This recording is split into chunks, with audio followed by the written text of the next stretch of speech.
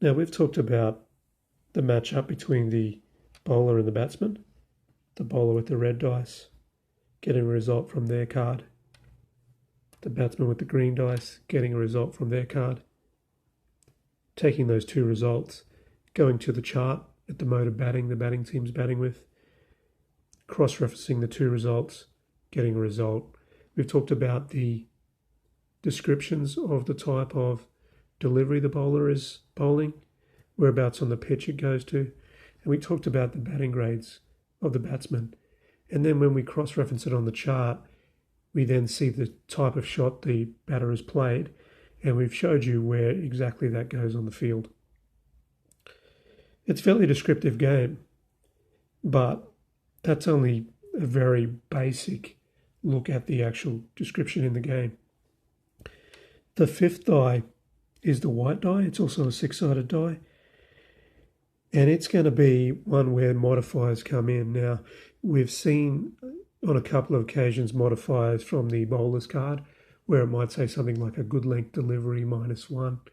When we go to the chart, we'll just say the batsman had a B shot grade.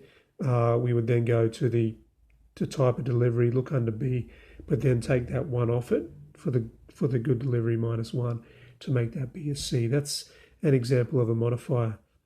That's can be modified a lot more down than just one, and that's because we have pitch conditions, we have ball conditions, we have overhead conditions if it's overcast, and things like that.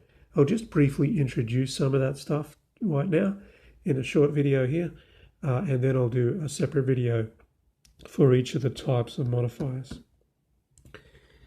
See all these cards up here? I believe there's 22 of them. And these are the pitch conditions in international cricket. So when you first play, you'll roll at the start for a pitch condition, and those pitch conditions will change over the course of a match.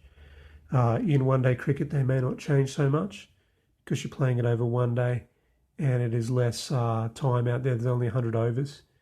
But over a 5-day test match, the condition of the pitch will change quite remarkably. And I'll show you how we go through and we work out how to do that in a future video. But just quickly, you can see that you've got different types of pitch. Usually a pitch 1 is a fairly good batting wicket. And as you go up, it becomes more even. And then if you get down a little bit further, down to the 7, 8s and 9s, it's generally, and the 10s, it's generally favouring the bowlers quite a lot. So the higher it is, generally, the more difficult it is for the batter to get out. It's harder for the bowlers. It's hard work for them. And the batsmen are either going to be able to score a lot quickly or maybe slowly, but still you're not able to get out very easily. Normal wickets will give bowlers and batsmen a fairly even chance to have an effect on the game. And as you get further down, the bowlers will be dominant. So you can play and have wickets up here and the batsman won't get out very often. You might lose 2 or 3 wickets in a day's play. Whereas if you're down here, you might lose 15 wickets between the teams in a day's play, depending on the class of the bowlers and things like that. So we'll go into that a lot more in a separate video. The new ball can also affect and modify the result. A new ball is when the ball is just new. A ball in Test match cricket will last for 80 overs. So in the international cricket game, they have 10 overs where the new ball effects come into play. And during those 10 overs, there'll be some effects to certain types of deliveries. There's also an overcast card, and how you use the overcast card is if the weather effects, and there's 10 different styles of weather here, come into play. If it talks about using an overcast card, you'll then have some modifiers on swing deliveries, for instance. There are some captaincy grades, which I don't use personally, but certain players have captaincy ratings because they're a good captain.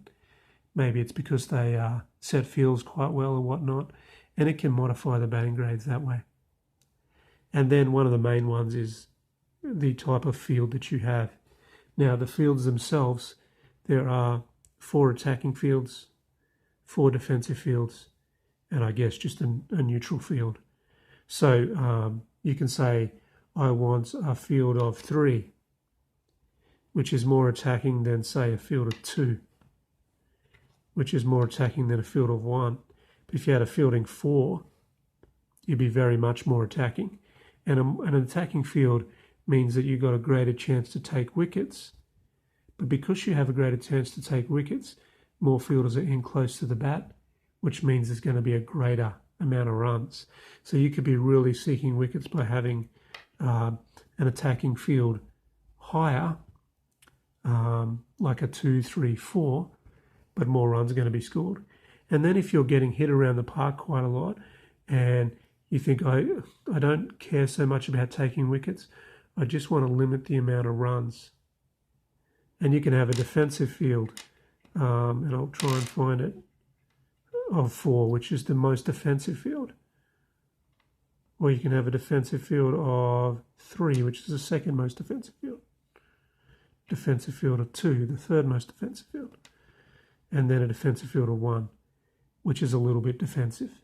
So we'll go through how we find out how to use these modifications on a field very shortly. But yeah, there's quite a lot here, from pitch conditions to weather conditions causing overhead conditions that modify the ball type conditions, the field conditions or the field that you choose to have, and even the captaincy ratings of the captain of the fielding team. So there's a little bit there that we're going to go through. This is just a little bit of an introduction to that, and we're going to come back and we're going to talk about individually the different things. So we might actually start with the new ball, because the new ball is, you'll start a game with a new ball in play. So I'll see you very shortly.